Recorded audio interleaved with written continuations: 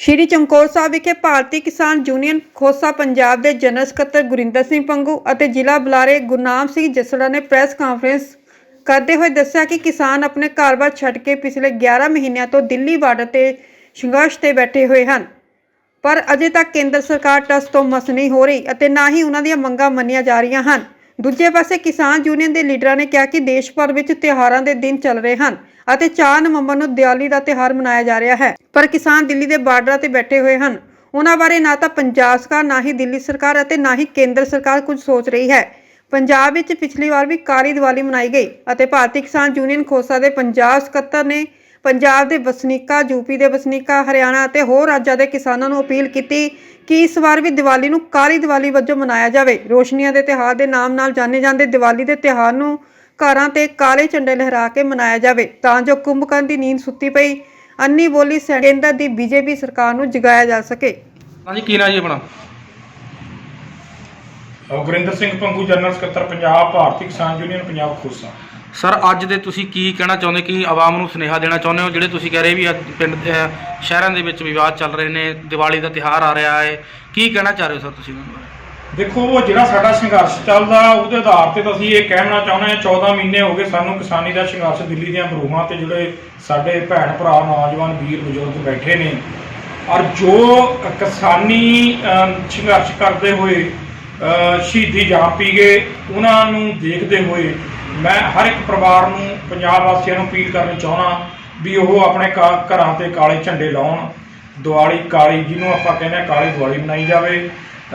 ਸੋ ਜਿਹੜੇ ਦੀਵੇ ਦੂਬਿਆਂ ਦੀ ਰੀਤ ਹੈਗੀ ਆ, ਇਹ ਇਸ ਦੀਵਾਲੀ ਨੂੰ ਬੰਦ ਕਰੇ ਜਾਣ, ਕਿਉਂਕਿ ਪਿਛਲੀ ਦੀਵਾਲੀ ਨੂੰ ਵੀ ਆਪਾਂ ਨੇ ਕਾਲੀ ਦੀਵਾਲੀ ਮਨਾਈ ਸੀ।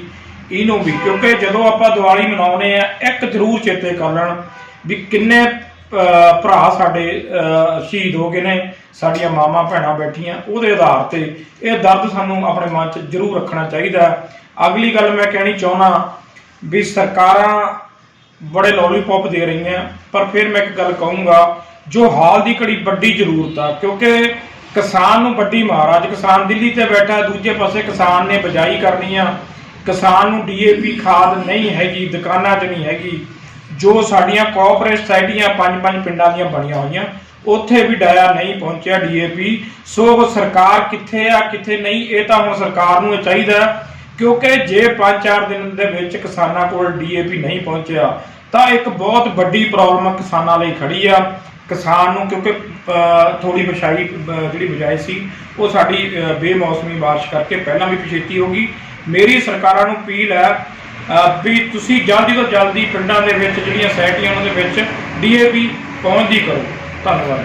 ਤੇ ਸਰ, ਜਿਹੜਾ ਤੁਸੀਂ ਕਹਿ ਰਹੇ ਵੀ DAP ਦੀ ਕਮੀ ਨਜ਼ਰ ਆਉਂਦੀ ਆ ਰਹੀ, ਕਿ ਇਹਦਾ ਸਰ ਜਿਹੜੇ ਪੁਖਤਾ ਇੰਤਜ਼ਾਮ ਆ ਉਹ ਇਹ ਸਰਕਾਰ ਤਾਂ ਕਰਨ ਦੀ ਰਹੀ, ਜਾਂ ਫਿਰ ਇਹਨਾਂ ਦੇ ਕੋਈ ਥੱਲੇ ਵਾਲੇ ਮੁਲਾਂਦੇ ਲੱਗੇ ਹੋਏ ਨੇ ਜਿਹੜੇ ਉਹ ਕੀ ਕਰਨ ਲੱਗਦਾ ਤੁਹਾਨੂੰ ਵੀ ਪੰਜਾਬ ਦੇ ਵਿੱਚ ਪੁੱਜਣ ਨਹੀਂ ਦੇ ਰਹੇ ਜਾ ਰਹੇ? ਮੈਨੂੰ ਇਹ ਲੱਗਦਾ ਵੀ ਸਾਰੇ ਮਤਲਬ ਸਰਕਾਰ ਵੀ ਸੁੱਤੀ ਪਈ ਹੈ, ਜਿਹੜੇ ਇਹਦੇ ਸਟੈਪ ਬਾਈ ਸਟੈਪ ਜਿੰਨੇ ਵੀ ਅਦਾਰੇ ਹੈਗੇ ਆ ਥੱਲੇ ਤੋਂ ਲੈ ਕੇ ਉੱਪਰ ਤੱਕ, ਉਹ ਸਭ ਸੁੱਤੇ ਪਏ ਆ। ਜਦੋਂ ਪਤਾ ਹੈ ਅਕਤੂਬਰ ਮਹੀਨੇ ਦੇ ਵਿੱਚ ਕਣਕ ਦੀ ਬਿਜਾਈ ਚਾਲੂ ਹੋਣੀ ਆ, ਉਹ ਕਿ 1-2 ਮਹੀਨੇ ਪਹਿਲਾਂ ਖਾਦ ਸੁਸਾਇਟੀਆਂ 'ਚ ਪਹੁੰਚ ਜਾਣੀ ਚਾਹੀਦੀ ਆ ਵੀ ਕਿਸਾਨਾਂ ਦਾ ਕਿਵੇਂ ਇੱਕ ਜੂਬਰ ਕੱਢਣਾ ਚਾਹੁੰਦੇ ਆ। ਕਿਸਾਨ ਤਾਂ ਪਹਿਲੇ ਹੀ ਭਾਈ ਬਹੁਤ ਮਰਿਆ ਹੋਇਆ, ਉਹ ਤਾਂ 14 ਮਹੀਨੇ ਦੀ ਲੜਾਈ ਆਪਣੀ ਖੁਦ ਲੜਦਾ, ਕਿਉਂਕਿ ਜਿਹੜੀਆਂ ਸਰਕਾਰਾਂ ਨੂੰ ਲੜਾਈਆਂ ਲੜਨੀਆਂ ਚਾਹੀਦੀਆਂ ਉਹ ਕਿਸਾਨ ਖੁਦ ਲੜ ਰਿਹਾ। ਹਰ ਇੱਕ ਲੜਾਈ ਕਿਸਾਨ ਨੂੰ ਖੁਦ ਲੜਨੀ ਪੈਂਦੀ ਹੈ। ਸੋ ਮੈਂ ਇੱਕ ਹੀ ਗੱਲ ਕਹੂੰਗਾ, ਕਿਸਾਨ ਦਾ ਤਾਂ ਸਿਰਫ ਰੱਬ ਰੱਖਾ। ਤੇ ਸਰ, ਇੱਕ ਗੱਲ ਹੋਰ ਜੀ, ਜਿਹੜੇ ਹੁਣ ਲੱਗਦਾ ਤੁਹਾਨੂੰ ਕੀ ਲੱਗਦਾ ਵੀ ਇਹ ਜਿਹੜੇ ਹੁਣ ਇਸ ਟਾਈਮ ਦੇ ਆਉਣੇ ਵਾਲੇ ਇਲੈਕਸ਼ਨ ਚੱਲ ਰਹੇ ਨੇ, ਜਿਹੜੇ ਆਉਣੇ ਵਾਲੇ ਆ, ਤੇ ਇਹਨਾਂ ਵਿੱਚ ਜਿਹੜੀਆਂ ਸਰਕਾਰਾਂ ਇਹ ਇਨਵੋਲਵ ਹੋ ਕੇ ਕੀ ਕਰ ਰਹੀਆਂ ਨੇ ਸਰ? ਦੇਖੋ, ਆਵਾਮ ਬੜਾ ਸੁਚੇਤ ਹੋਣਾ ਵੀ ਚਾਹੀਦਾ, ਹਾਲਾਤ ਬੜੇ ਨਾਜ਼ੁਕ ਨੇ, ਪਰ ਦੂਜੀ ਗੱਲ ਇੱਕ ਹੈਗੀ ਆ ਵੀ ਸਰਕਾਰਾਂ ਨੇ ਤਾਂ 70-75 ਸਾਲ ਤੋਂ ਇਹ ਡਰਾਮੇਬਾਜ਼ੀ ਕਰੀ ਆ। ਜੋ ਕੁਝ ਸਰਕਾਰਾਂ ਅੱਜ ਕਰਦੀਆਂ, ਉਹ ਜਦੋਂ ਕੋਈ ਵੀ ਸਰਕਾਰ ਆਉਂਦੀ ਆ ਆਪਣਾ ਮੈਨੀਫੈਸਟੋ ਲੈ ਕੇ ਆਉਂਦੀ ਆ, ਉਹਨੂੰ ਉਹ 2-2.5 ਸਾਲ ਦੇ ਵਿੱਚ ਆਪਣੇ ਕੰਮ ਪੂਰੇ ਕਰ ਦੇਣੇ ਚਾਹੀਦੇ ਆ। ਹੁਣ ਤਾਂ ਲਾਸਟ ਹੈ ਜੀ, 1-1.5 ਮਹੀਨਾ ਬਚਿਆ, 1.5 ਮਹੀਨੇ ਦੇ ਵਿੱਚ ਬਹੁਤ ਕੁਝ ਇਹੋ ਜਿਹਾ ਸੱਚਾ ਝੂਠਾ ਹੋਣਾ, ਪਰ ਆਵਾਮ ਨੂੰ ਅਵੇਅਰ ਹੋਣਾ ਪੈਣਾ, ਆਵਾਮ ਨੂੰ ਸੁਚੇਤ ਹੋਣਾ ਪੈਣਾ। ਅੱਜ ਬੜੀ ਸੁਚੇਤ ਹੋਣੇ ਦੀ ਲੋੜ ਆ। ਹਰ ਗੱਲ ਸਮਝ ਕੇ, ਜੋ ਵੋਟ ਦੇਣੇ ਦਾ ਅਧਿਕਾਰ ਆ ਹਰ ਇੱਕ ਨੂੰ ਹੈਗਾ, ਪਰ ਵੋਟ ਸਮੇਂ ਦੇ ਹਿਸਾਬ ਨਾਲ ਬੜੀ ਸੋਚ ਸਮਝ ਕੇ ਦੇਣੀ ਚਾਹੀਦੀ ਹੈ। ਸਾਡੀ 70 ਸਾਲ ਤੋਂ ਇਹਨਾਂ ਸਰਕਾਰਾਂ ਨੇ ਸਾਨੂੰ ਲੁੱਟਿਆ ਤੇ ਕੁੱਟਿਆ, ਸਾਡੇ ਪੱਲੇ ਕੁਝ ਨਹੀਂ ਪਾਇਆ। ਕਿਸਾਨੀ ਅੱਜ ਬੜੀ ਨਾਰਾਜ਼ ਆ, ਕਿਸਾਨੀ ਅੱਜ ਬੜੀ ਵਿਵਿਧਤਾ ਵਿੱਚ ਪਈ ਹੋਈ ਆ, ਕਿਉਂਕਿ ਜਦੋਂ ਉਹਨਾਂ ਨੂੰ ਆਉਣ ਵਾਲੀ ਫਸਲ ਬੀਜਣੇ ਬਾਰੇ ਵੀ ਖਾਦ ਨਹੀਂ ਹੈ ਤਾਂ ਕਿਸਾਨ ਜਾਏ ਤਾਂ ਜਾਏ ਕਿੱਥੇ। ਧੰਨਵਾਦ ਸਰ। ਕੀ ਨਾਂ ਜੀ ਆਪਣਾ? ਮੇਰਾ ਨਾਮ ਗੁਰਨਾਮ ਸਿੰਘ ਜੱਸੜਾ, ਸੂਬਾ ਬੁਲਾਰਾ, BKU ਖੋਸਾ। ਤੇ ਸਰ ਜਿਹੜਾ ਵੀ ਹੁਣ ਤੇ ਆਪਣਾ ਕਿਸਾਨ ਉੱਥੇ ਆਪਣਾ ਦਿੱਲੀ ਦੇ ਬਾਰਡਰਾਂ ਦੇ ਵਿੱਚ ਜਿਹੜੇ ਕਤਲ ਹੋ ਰਹੇ ਨੇ, ਕਾਤੇ ਹੋ ਰਹੇ ਨੇ, ਕਿਸ ਕਾਰਨ ਹੋ ਰਹੇ ਨੇ ਸਰ, ਇਹਦੀ ਵਜ੍ਹਾ ਕੀ ਹੈ? ਤੇ ਜਿਹੜੀਆਂ ਸਰਕਾਰਾਂ ਇੱਥੇ ਲੱਗੀਆਂ ਹੋਈਆਂ ਬੜੇ ਬੜੇ ਦਾਅਵੇ ਕਰ ਰਹੀਆਂ ਸਰ, ਕੀ ਉਹਨਾਂ ਦੇ ਦਾਅਵੇ ਖੋਖਲੇ ਨਜ਼ਰ ਆ ਰਹੇ ਨੇ? ਕੀ ਕਹਿਣਾ ਤੁਹਾਡਾ ਉਸ ਬਾਰੇ? ਜੋ ਬਾਰਡਰਾਂ ਤੇ ਹੋ ਰਿਹਾ ਹੈ ਉਹ ਤਾਂ ਇੱਕ ਕੇਂਦਰ ਸਰਕਾਰ ਦੀ ਗਿਣੀ ਮਿਥੀ ਸਾਜ਼ਿਸ਼ ਅਧੀਨ ਹੋ ਰਿਹਾ ਹੈ। ਚਾਹੇ ਉਹ ਸਾਡੇ ਕਿਸਾਨ ਬੀਬੀਆਂ ਦਾ ਕਤਲ ਹੋਵੇ, ਅਸੀਂ ਤਾਂ ਕਤਲ ਹੀ ਕਹਾਂਗੇ, ਕਿਉਂਕਿ ਇੱਕ ਬੀਬੀਆਂ ਸਾਡੀਆਂ ਸਾਈਡ ਤੇ ਬੈਠੀਆਂ ਨੇ ਇੱਕ ਤੇ ਇੱਕ ਟਿੱਪਰ ਆਉਂਦਾ ਹੈ ਜਿੱਥੇ ਬੀਬੀਆਂ ਬੈਠੀਆਂ ਹੁੰਦੀਆਂ ਨੇ ਉੱਥੇ ਹੀ ਉਹ ਬੀਬੀਆਂ ਤੇ ਚੜ੍ਹਦਾ, ਪਿੱਛੇ ਨਹੀਂ ਕੁਛ ਕਰਦਾ, ਉਹ ਅੱਗੇ ਜਾ ਕੇ ਨਹੀਂ ਕੁਛ ਕਰਦਾ, ਸਿਰਫ ਉੱਥੇ ਬੀਬੀਆਂ ਤੇ ਚੜ੍ਹਦਾ ਜਾ ਕੇ। ਇਹਦਾ ਮਸਲਾ ਇਹੀ ਹੈ, ਇਹਦਾ ਕਾਰਨ ਇਹੀ ਹੈ। ਅਸੀਂ ਤਾਂ ਇਹੀ ਕਰਾਂਗੇ ਵੀ ਇਹ ਕਹਾਂਗੇ ਕਿ ਇਹ ਸਰਕਾਰ ਦੀ ਇੱਕ ਗਿਣੀ ਮਿਥੀ ਸਾਜ਼ਿਸ਼ ਤਹਿਤ ਹੈ, ਕਿਉਂਕਿ ਇਹ ਤੋਂ ਪਹਿਲਾਂ ਲਖੀਮਪੁਰ ਖੀਰੀ ਵਿਖੇ ਵੀ ਸਾਡੇ ਧਰਨਾ ਦੇਣ ਤੋਂ ਬਾਅਦ, ਰੋਸ ਕਰਨ ਤੋਂ ਬਾਅਦ ਕਿਸਾਨ ਆਪਣੇ ਘਰਾਂ ਨੂੰ ਜਾ ਰਹੇ ਸੀ। ਉਸ ਇਲਾਕੇ ਦੇ ਹੰਕਾਰੇ ਹੋਏ ਬੇਟੇ ਨੇ, ਇੱਕ ਮੰਤਰੀ ਦੇ ਨੇ, ਆਪਣੀਆਂ ਕਾਰਾਂ, ਆਪਣੀਆਂ ਜੀਪਾਂ ਸ਼ਾਂਤੀਪੂਰਵਕ ਆਪਣੇ ਘਰ ਨੂੰ ਮੁੜ ਰਹੇ ਕਿਸਾਨਾਂ ਦੇ ਚੜਾਈਆਂ। ਉਸੇ ਤਰ੍ਹਾਂ ਦਾ ਇੱਕ ਇਹ ਵੀ ਹਾਦਸਾ ਹੋਇਆ, ਜਿਵੇਂ ਉੱਥੇ ਕਤਲ ਕੀਤਾ ਗਿਆ ਸਾਡੇ ਕਿਸਾਨ ਵੀਰਾਂ ਦਾ, ਪ੍ਰੈਸ ਬਾਰੇ ਵੀਰ ਦਾ ਕਤਲ ਹੋਇਆ, ਇਸ ਤਰ੍ਹਾਂ ਹੀ ਸਾਡੀਆਂ ਉਹ 3 ਬੀਬੀਆਂ ਦਾ ਕਤਲ ਕੀਤਾ ਗਿਆ।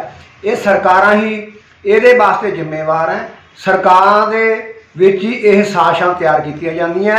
ਜਿਵੇਂ ਉਹ ਕਤਲ ਹੋਇਆ, ਇੱਕ ਪਿੱਛੇ ਆਪਾਂ ਨੂੰ ਪਤਾ ਹੀ ਆ ਕਿੰਨਾ ਰੌਲਾ ਪਿਆ ਉਸ ਕਤਲ ਦਾ, ਜਿਸ ਮੁੰਡੇ ਨੇ ਇੱਕ ਗੁਰੂ ਗ੍ਰੰਥ ਸਾਹਿਬ ਦੀ ਬੇਅਦਬੀ ਕੀਤੀ ਸੀ, ਉਸ ਦਾ ਕਤਲ ਕੀਤਾ ਗਿਆ। ਉਹਦੇ ਵਿੱਚ ਵੀ ਇਸ ਕੇਂਦਰ ਸਰਕਾਰ ਦਾ ਹੱਥ ਹੈ। ਕਾਰਨ ਕੁਛ ਹੀ ਦਿਨਾਂ ਬਾਅਦ ਇੱਕ ਫੋਟੋ ਆ ਜਾਂਦੀ ਹੈ ਜਿਸ ਵਿੱਚ ਉਹ ਨਿਹੰਗ ਸਿੰਘ ਹੁੰਦੇ ਨੇ, ਉਹਦੇ ਵਿੱਚ ਇੱਕ ਪਿੰਕੀ ਆ ਕੈਟ ਉਹ ਹੁੰਦਾ ਹੈ, ਉਹਦੇ ਵਿੱਚ ਇੱਕ ਗਰੇਵਾਲ ਹੁੰਦਾ ਹੈ, ਉਹਦੇ ਵਿੱਚ ਪੰਜਾਬ ਦੇ 2-3 ਬੰਦੇ ਹੁੰਦੇ ਨੇ, ਜਿਹਦੇ ਵਿੱਚ ਉਹ ਨਿਹੰਗ ਵੀ ਹੁੰਦਾ, ਜਿਨ੍ਹਾਂ ਵੱਲੋਂ ਇਹ ਕਤਲ ਕੀਤਾ ਜਾਂਦਾ ਹੈ। ਉਸ ਜਿਹੜਾ ਸੰਧੂ ਗੱਲ ਹੈ, ਜਿਹੜਾ ਕੈਟ ਹੈ ਪਿੰਕੀ ਕੈਟ, ਉਹਦਾ ਨਾਮ ਗੁਰਮੀਤ ਸਿੰਘ ਸੰਧੂ ਹੈ।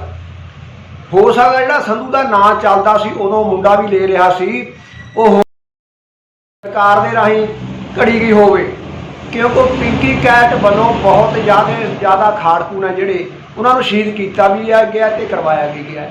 ਸੋ ਅਸੀਂ ਤਾਂ ਇਹੀ ਕਹਾਂਗੇ ਵੀ ਜੋ ਵੀ ਸਿੰਘੂ ਬਾਰਡਰ ਤੇ ਹੋ ਰਿਹਾ ਹੈ ਉਹ ਕੇਂਦਰ ਸਰਕਾਰ ਦੀ ਇੱਕ ਗਿਣੀ ਮਿਥੀ ਸਾਜ਼ਿਸ਼ ਅਧੀਨ ਹੋ ਰਿਹਾ ਹੈ, ਕਿਉਂਕਿ ਜਿਹੜਾ ਸਾਡਾ ਇਹ ਕਿਸਾਨੀ ਸੰਘਰਸ਼ ਹੈ ਸ਼ਾਂਤੀਪੂਰਵਕ ਚੱਲ ਰਿਹਾ ਹੈ।